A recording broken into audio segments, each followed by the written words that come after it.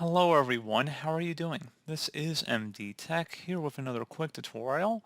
In today's tutorial, I'm going to show you guys how to clear your Windows update history on your Windows 10 or Windows 11 computer. So this will hopefully be a pretty straightforward process here, guys. And without further ado, let's go ahead and jump straight into it.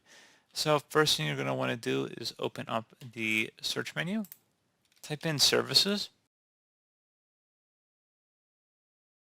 Best match should come back with services. Go ahead and open that up. You want to go down to the Windows Update service and double click on it. So if service status is running, select the stop button and then select OK. And now close out of here. Open up File Explorer. If you want to search for it, you can do that as well. And then select this PC on the left side. Double click on your local disk where Windows is installed. There should be a little Windows icon above the hard drive indicating as such. Double click on it.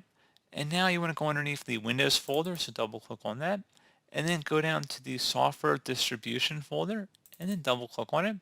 Should be a data store folder in here. Double click on that one as well. Now you want to select the logs folder and then tap delete on your keyboard or right click and then do the trash can icon.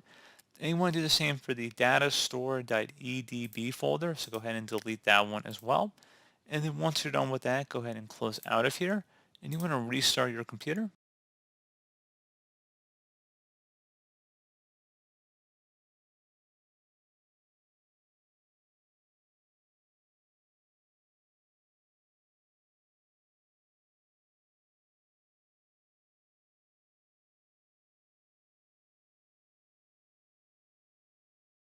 And there you go, guys. Hopefully I was able to clear all the update history from your system, and that should be about it.